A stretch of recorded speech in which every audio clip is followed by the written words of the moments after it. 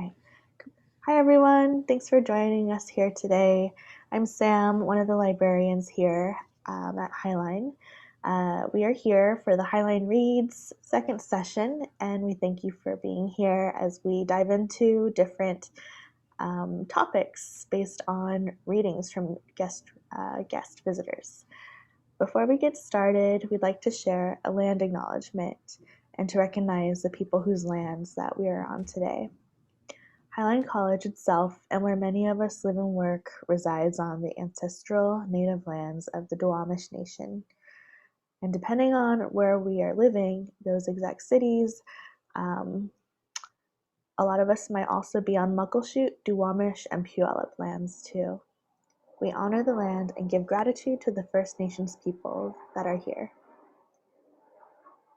All right, so without further ado, I'd like to introduce a special guest librarian for Highline Reads. I'd like to welcome King County Librarian Megan Willan. She's from the Woodmont branch and she works with adults. Megan's here to take us on a journey to different worlds of possibility as she reads short stories from a couple books. One is Sisters of the Revolution, and the other is called The Mermaid, the Witch, and the Sea. Like I mentioned before, the reading will be 30 minutes and will be recorded to be put on our YouTube channel for later viewing, and we ask that folks keep their comments to the chat box during that time. After the reading, we'll stop the recording and have a candid discussion for anyone who wants to stay and chat afterwards. Alrighty, so let's get comfortable, everyone, and welcome Megan. Thanks so much for having me, Sam. It's great to be with you all this morning. I'm coming to you live from the Woodmont Library. I'm tucked away in our study room so I can take my mask off and be you all today. We are open for curbside services, which includes book pickup and curbside printing. And we are working on reopening partially to the public.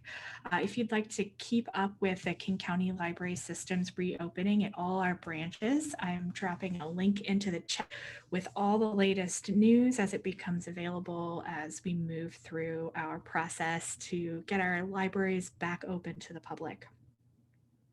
So the stories I'm going to read to you today are all from a genre called speculative fiction.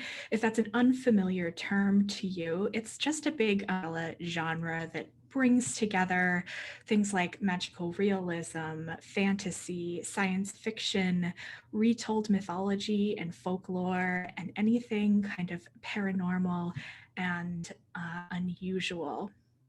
And the reason that I find this genre or genres so compelling is I feel that speculative fiction can help us step away from our preconceived notions of the world. No matter how much we try to challenge our own worldview, when we read about the real world, I think we are very often triggered into our own patterns of thinking. But when we're taken to a totally different context, I feel that we often have the opportunity to look at things in new ways.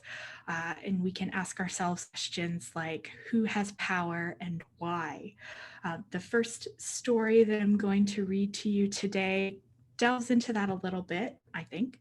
And it is from a volume of short stories. It's called Sisters of the Revolution, a feminist speculative fiction anthology, edited by Anne and Jeff Vandermeer. It's published in 2015 by PM Press. And the story I'm going to read to you is called The Palm Tree Bandit. It's by an author, Ndege Okorafor. She is a novelist of African-based science fiction, fantasy, and magical realism for both children and adults. She was born in the United States to two Nigerian immigrant parents, and she is known for weaving her African culture into creative, evocative settings and memorable characters. So here is The Palm Tree Bandit. Shh, shh. Concentrate on my voice, not the comb in your hair, okay? Goodness, your hair is so thick though, child. Now, I know you like to hear about your great-grandmother, Yaya, and if you stop moving around, I'll tell you. I knew her myself, you know. Yes, I was very young, of course, about 7 or 8. She was a crazy woman, bursting with life. I always wanted to be like her so badly. She had puff hair like a huge cotton ball, and she'd comb it out till it was like a big black halo. And it was so thick that even in the wind, it wouldn't move. Most women back then wore their hair plaited or in thread wraps. You know what those are, right? Wrap bunches of hair in thread and they all stick out like pincushion. They still wear them like that today in all these intricate styles. You'll get to see them when you visit Nigeria this Christmas. I see you've stopped squirming. Good, now listen and listen close. Yaya sometimes wore a cloak and she'd move quieter than smoke. In Nigeria, in Iboland, the people there lived off yam, and in good times they drank palm tree wine. Women were not allowed to climb the palm trees for any reason, not to cut down leaves or to tap the sweet, milky wine. You see, palm wine carried power to the first person to touch and drink it. Supposedly, women would evaporate into thin air because they weren't capable of withstanding power. Women were weak creatures, and they should not be exposed to such harm. Shh, stop fidgeting. I'm not braiding your hair that tight. I thought you liked to hear a good story. Well, then behave. Not all of the women evaporated when they climbed the palm tree, but the parents of the other were cautioned, and cleansing rituals were performed to appease the gods for her misdeed. A goat and a hen had to be sacrificed. Kola nut, yams, and alligator pepper were placed on shrines. The people of the village did not eat meat, and to sacrifice an animal, one had to find a goat willing to offer itself for sacrifice. You can imagine how hard that must be. Well, there was a young woman named Yaya, your great-grandmother. Most people dismissed her as an eccentric. She was married to a young conservative man whose job was to talk sense into families who were having internal disputes. He had a respectable reputation. Everyone loved him since he had family relationships. But his woman, well, she was a different story. She wrote for the town newspaper, but that wasn't the problem. Her problem was her mouth. She'd argue with anyone who was game, and as she was smart and she was beautiful, so all the men in the village liked to engage her in discussion. The problem was she'd mastered the art of arguing, and the men would either grow infuriated and stalk away exasperated. Rumor had it that the only argument she lost was with the man she married. Yaya was a free spirit, and when she wasn't arguing, she was laughing loudly and joking with her husband. But one day, Yaya was arguing with Old Man Rumcake, the village chief elder. He was over 100 years old, and he liked to watch Yaya flit about the village. She both annoyed and intrigued him.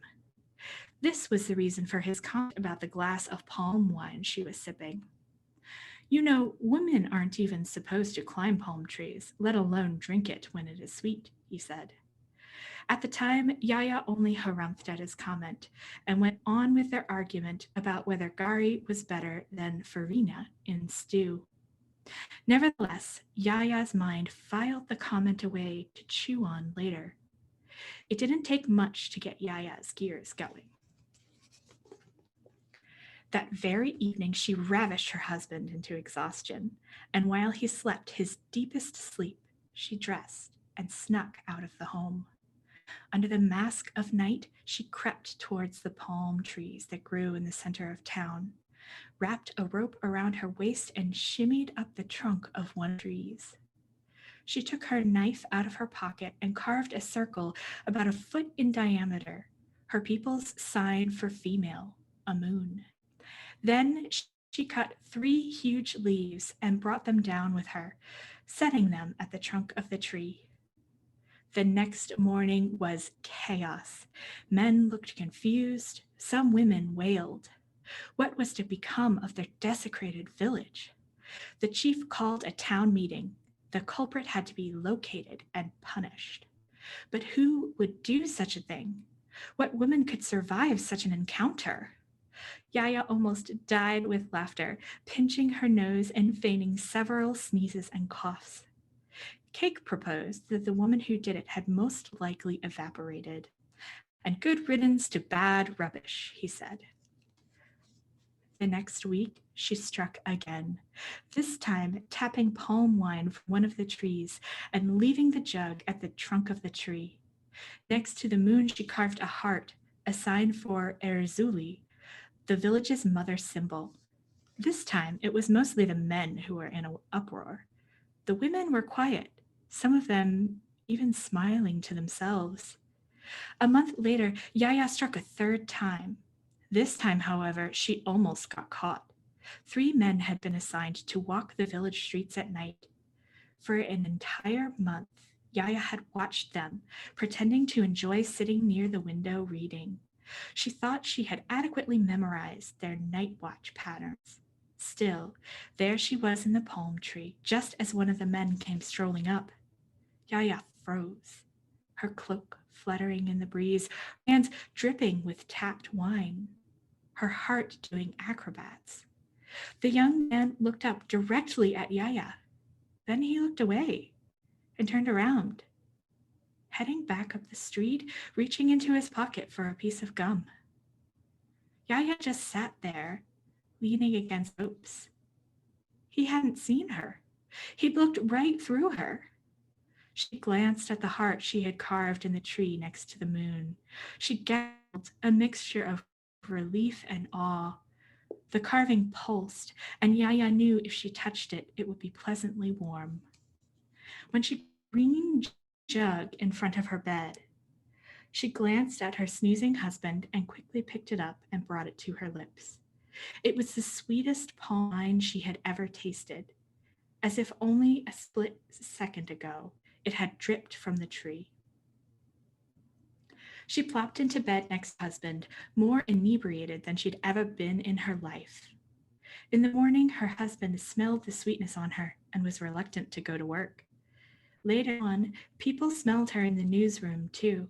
Many of her coworkers brought chocolates and cakes that day to soothe a mysterious craving. They began to call the mysterious woman who could survive climbing palm trees the palm tree bandit. And eventually, as it always happened in villages, a story began to gel around her. The palm tree bandit was not human. She was a polluting spirit whose only reason for existing was to cause trouble. If there was a night without a moon, such nights were thought to be the time of evil. She would strike. The chief, who was also the village priest, burned sacrificial leaves, hoping to appease whatever god was punishing the village with such an evil presence. However, the women developed another story amongst themselves. The palm tree bandit was a nameless wandering woman with no man or children, and she had powers. And if a woman prayed hard enough to her, she'd answer their call because she understood their problems. Legend had it that she had legs roped with muscle and could walk up a palm tree without using her hands, and her hair grew in the shape of palm leaves. Her skin was shiny from palm oil she rubbed into it, and her clothes were made of palm fibers. Soon, Yaya realized she didn't have to keep shimmying up palm trees.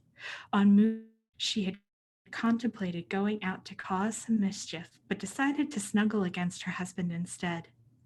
Nevertheless, when she woke up, she found another jug of palm wine wrapped in green, fresh palm leaves inside of her basket full of underwear. There were oily red footprints leading from the skit to the window next to it. Yaya grinned as she quickly ran to get a soapy washcloth to scrub the oil from the floor before her husband saw it. That day, the village was alive with chatter again, and the palm tree bandit's mischievousness spread to other villages, kingdoms away. Instead of an uproar, it became a typical occurrence, and the palm wine tapped was as sweet as ever, and the leaves grew wide and tough. Only the chief and his ensemble were upset by it anymore.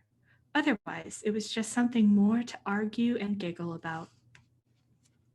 Eventually, women were allowed to climb palm trees for whatever reason, but they had to offer sacrifices to the palm tree bandit first. Shrines were built honoring her, and women often left her bottled fresh, sweet palm wine and coconut meat. No matter where the shrine was, when morning came, these items were always gone. So your great grandmother was a powerful woman. Yes, she was, just as you, girl. My story is done, and so is your hair. Here you are, Yaya number 4. Of this story, there is no more. Run along now.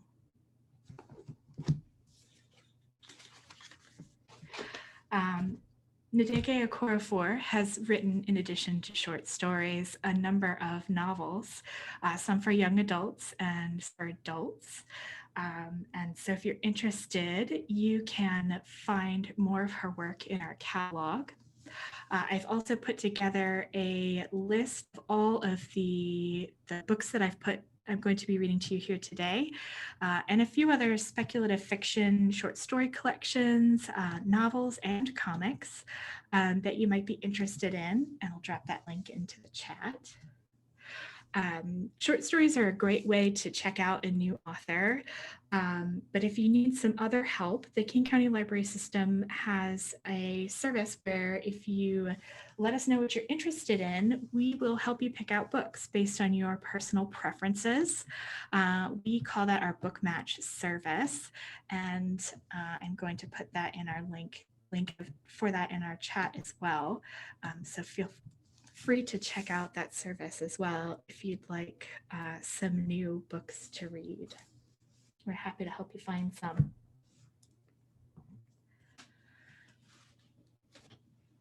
The next story I'm going to read to you, actually not in a short story collection, it's in a novel. It's a young adult novel called The Mermaid, the Witch, and the Sea.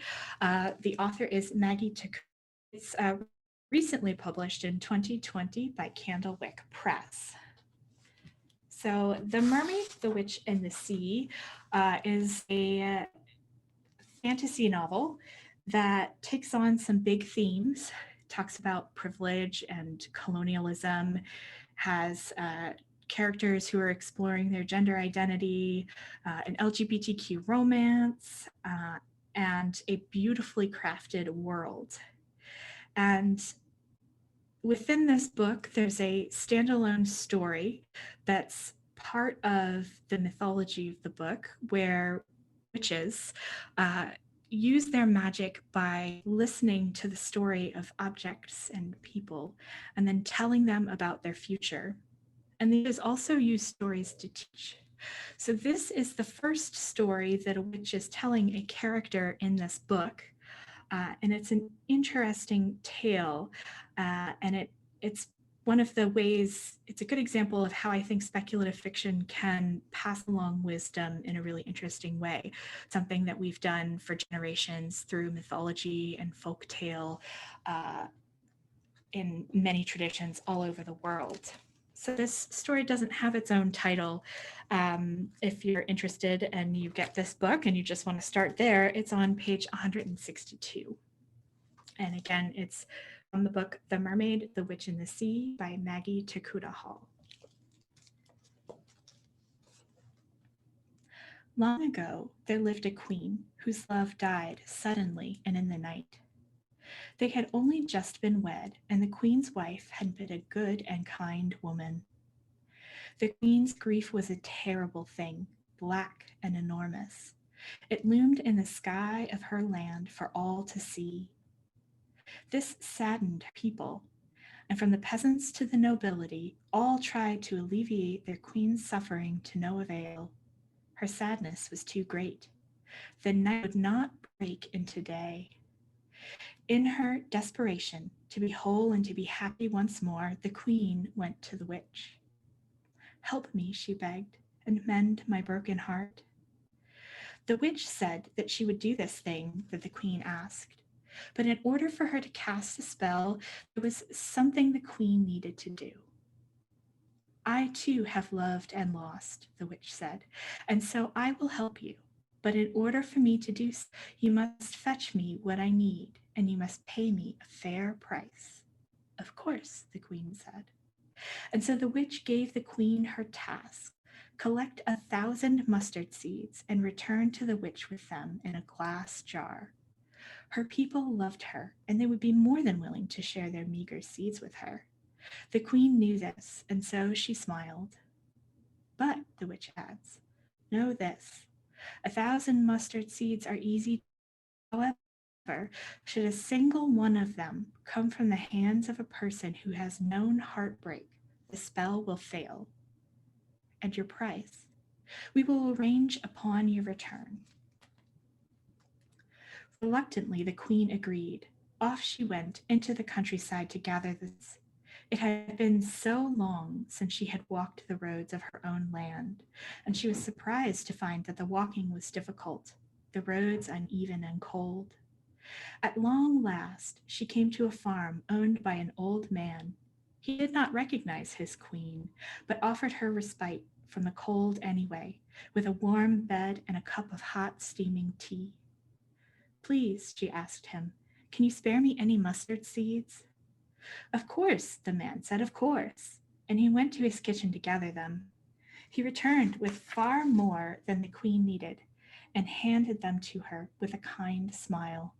Take them all, he said, for he was generous and took pity on the bedraggled woman before him.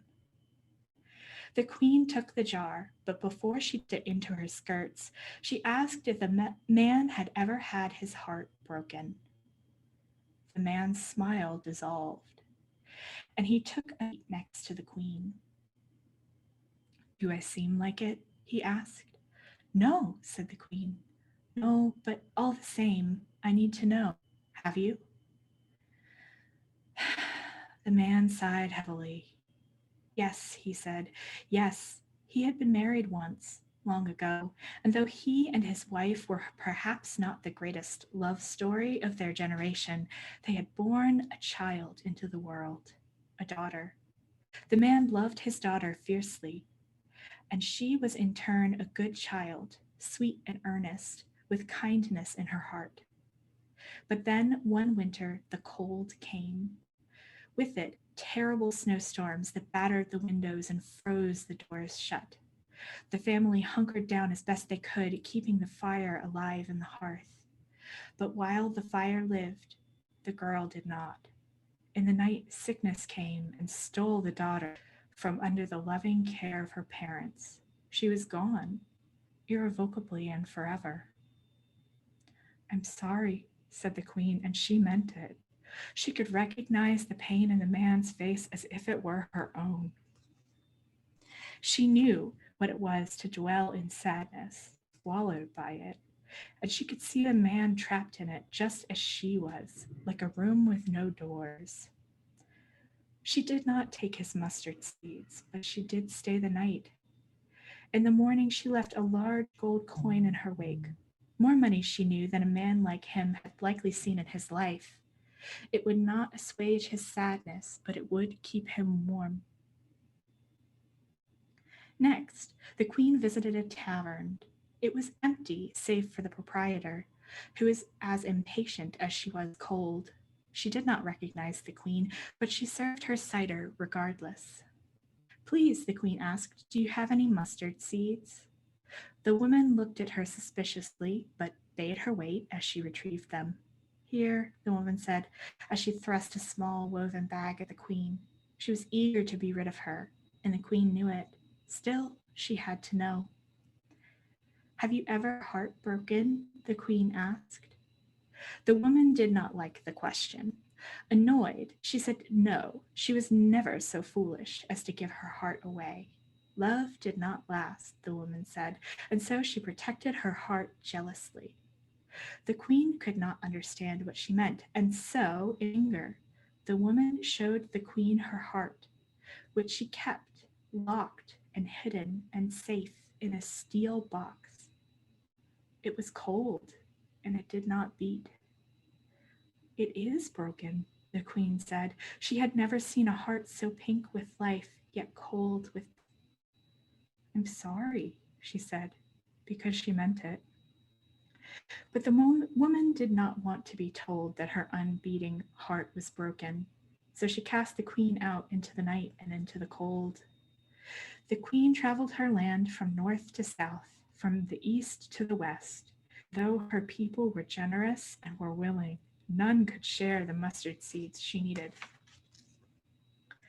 The queen's feet were calloused and sore from walking, her heart heavy with tales of grief she heard. He left me, they said, or she did not love me back, and we grew distant, even as we lay side by side in our bed.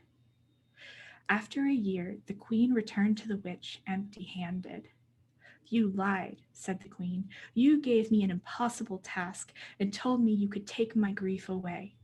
Why did you tell me you could fix my heart when all hearts are broken? Why? And the queen wept and wept. She wept for herself and her love, who was stolen by death. She wept for the farmer and his lost daughter. She wept for the woman who had broken her own heart. She wept for all her people destined for heartbreak and with heartbreak in their wake. And all the while the witch crooned and sang, "Cry, my lady, cry, cry, cry." And soon the queen's weeping was so great and so full of all the pain in the world that it fell from the ceiling of the witch's hut. It fell on their heads, wetting the hair of the queen and the witch both. Died. It rained too. And the plants that had shriveled in the perpetual night, once brown and withered, stiffened, green with vibrancy once more. Several days later, when the queen was done crying, the witch smiled. She refilled the queen's teacup. Your tears, she said, were the price of my spell. Pain begets life, your majesty, and life begets pain. The queen left and saw her lands anew, and everywhere flowers bloomed and crops thrived, and still the queen's heart beat. And that is the first story that is told to a character in this novel as she's taught the powers of becoming a witch. I think is a very interesting way to introduce magic into someone's life. So that's the end of the readings that I have prepared for you today. I do want to tell you about a couple of other things available at the library.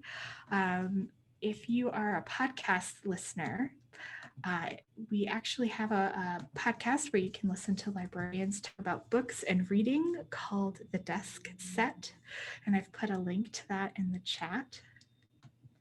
And we also have a reading challenge that we put forth every year, our 10 to Try challenge. And it is a challenge to encourage you to read outside of your comfort zone. So we offer 10 categories of books that we challenge you to read in throughout the year. You can participate online or with one of our little handy 10 to Try bookmarks. And some of our categories this year include a book with a non-human character, an epistolatory novel, something written in letters or emails, a book by a Black author, read an old favorite, and more. So if you're interested, you can pick up a bookmark at one of our curbside locations or participate online through our 10 to Try link there. It's kcls.org/10 to Try. So thank you very much for listening today. We're going to go ahead and conclude our recording, and I'd love to open it up to all of you, what you thought about the stories today, as well as any other books that you would suggest, books or authors you would suggest in this